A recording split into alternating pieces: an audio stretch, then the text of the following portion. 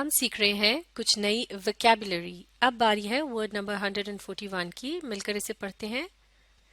Fertile meaning soil or land capable of producing abundant vegetation. یعنی ایسی زمین جو کہ خوب زرخیز ہو، یعنی وہاں پر خوب اچھی طرح سے فصل اور پودے، پھل اور سبزیاں وغیرہ اگائی جا سکیں. جملے میں استعمال دیکھتے ہیں. The land is fertile enough to yield a good crop.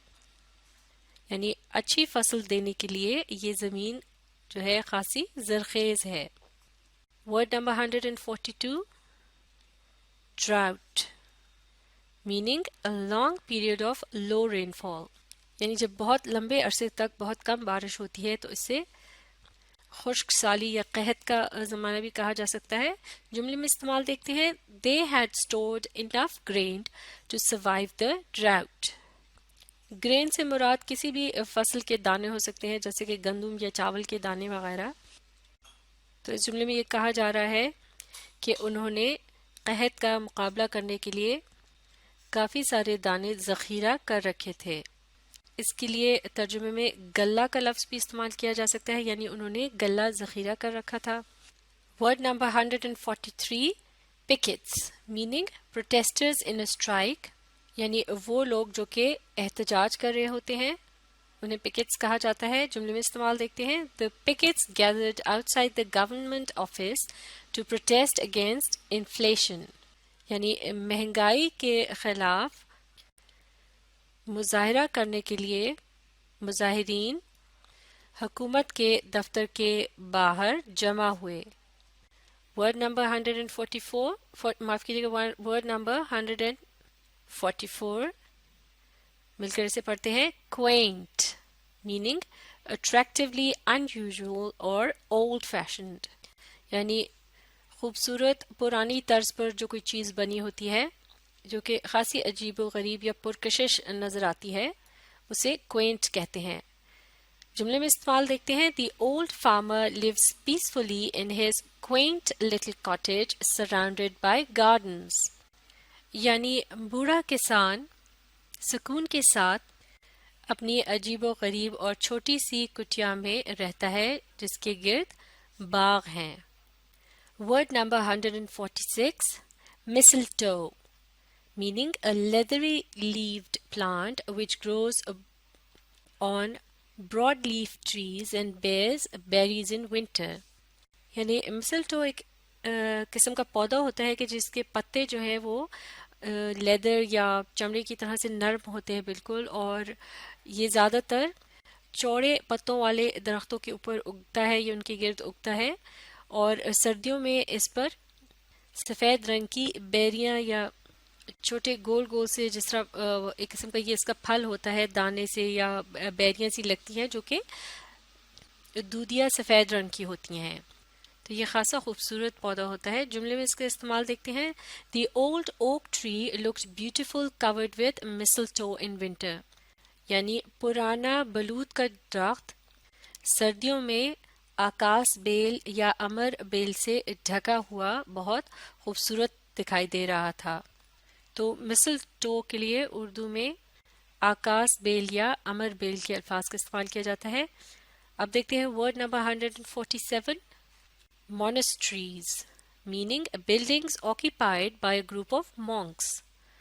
monks کہتے ہیں کسی بھی مذہب کے پجاریوں کو، جیسا کہ بدھ مذہب کے جو پجاری ہوتے ہیں تو وہ جس جگہ یا جس عمارت میں رہ رہے ہوتے ہیں جسے خانقاہ بھی کہا جا سکتا ہے تو وہ اسے انگلش میں مونسٹری کہا جاتا ہے. یعنی یہ ایک طرح سے پجاریوں کا ڈیرا ہوتا ہے جہاں وہ دن رات رہتے ہیں، عبادت بھی کرتے ہیں اور کھاتے پیتے بھی ہیں. جملے میں monasteries کا استعمال دیکھتے ہیں. Many old Buddhist monasteries still beautify the steep mountain tops of Nepal and Bhutan. یعنی ابھی بھی بہت سی پرانی بدھ مذہب کی خانقاہیں نیپال اور بھوٹان کی پہاڑوں کی چوٹیوں کو، بلکہ وہاں کے کھڑے پہاڑوں کی چوٹیوں کو خوبصورت بنائے ہوئے ہیں. یعنی ان کے ہونے کی وجہ سے وہ پہاڑ جو ہیں وہ خوبصورت دکھائی دے رہے ہیں. جیسا کہ نیپال اور بھوٹان کے جو ممالک ہیں ان میں بدھ مذہب جو ہے یہ خاصا عام ہے. معاف کیجیے گا، یہ جو ورڈ ہے مسلٹو، یہ درست ترتیب کے مطابق 145 نمبر ورڈ ہے. اسی طرح سے مونسٹریز جو ہے یہ ہے 146 number word. Word number 147 stupa meaning a domed shaped building as a Buddhist shrine. یعنی ایک گنبد نما عمارت سی ہوتی ہے یہ، جو کہ ایک طرح کا بدھ مذہب کو ماننے والوں کا ایک طرح سے مندر ہوتا ہے. یہ جملے میں اس کا استعمال دیکھتے ہیں. Buddhist stupas in Pakistan were built some 2300 years ago under the Mauryan king Ashoka. یعنی پاکستان میں بدھ متوں کے گنبد یا عبادت خانے جو ہیں وہ موریہ بادشاہ اشوکا کے زمانے میں بنائے گئے، جو کہ تقریباً 2300 سال پہلے کی بات ہے. یا پھر یوں بھی کہہ سکتے ہیں کہ 2300 سال قبل موریہ بادشاہ اشوکا کے زمانے میں یا اس کے زیر نگرانی بدھ مذہب کے اسٹوپاز پاکستان میں بنائے گئے. یہ گنبد نما عمارتیں سی جو ہوتی ہیں انہیں بدھا کی یاد میں بدھ مذہب کے جو لوگ ہیں یا اس کو ماننے والے ہیں وہ بناتے ہیں یا اس زمانے میں بنایا کرتے تھے. اب دیکھتے ہیں word number 148 schist meaning a coarse rock with layers of different minerals. یعنی یہ ایک سخت سی چٹان ہوتی ہے یا سخت سا پتھر ہوتا ہے ایک قسم کا، جس میں مختلف قسم کی جو معدنیات ہیں وہ پائی جاتی ہیں اور وہ تہ در تہ اس میں موجود ہوتے ہیں. جملے میں استعمال دیکھتے ہیں. schist is not a very strong rock but it can be used to make decorative items for gardens. یعنی schist جو ہے وہ اتنا مضبوط پتھر نہیں ہے، لیکن اس سے باغوں میں رکھنے کے لیے مختلف قسم کی سجاوٹ کی چیزیں بنائی جا سکتی ہیں. Word number 149 split meaning divide into 2 or more groups or pieces. یعنی دو یا دو سے زیادہ ٹکڑوں یا گروہوں میں بٹ جانا. یعنی اگر انسانوں کے متعلق بات ہو رہی ہو تو یا جانوروں کے متعلق بات ہو رہی ہو تو گروپس کم یعنی گروہوں کا لفظ استعمال کیا جائے گا، اور اسی طرح سے اگر کسی چیز کے اسپلٹ ہونے کی بات ہو رہی ہو تو وہاں اسے کہیں گے کہ وہ ٹکڑوں میں جو ٹوٹ جاتی ہے تو اسے کہیں گے کہ وہ اسپلٹ ہو گئی ہے. تو جملے میں استعمال دیکھتے ہیں. when a river reaches plains it slows down and splits into many tributaries that form the delta. ایک مرتبہ پھر پڑھتے ہیں. when a river reaches plains it slows down and splits into many tributaries that form the delta. یعنی جب دریا ہموار علاقے میں پہنچتا ہے تو اس کی رفتار بہت آہستہ ہو جاتی ہے اور وہ بہت سی نہروں میں یا پھر بہت سے حصوں میں بٹ جاتا ہے، اور اس کے نتیجے میں یہ جو بہت سی یعنی ایک طرح سے چھوٹے دریاؤں کا جو ایک جال سا دکھائی دیتا ہے یہ ڈیلٹا کہلایا جاتا ہے. اور اکثر دریا جو ہیں وہ سمندر میں گرنے سے پہلے ڈیلٹا کی شکل اختیار کرتے ہیں. اب دیکھتے ہیں word number 150 slate meaning a fine grained grey green or bluish purple rock easily split into smooth flat plates.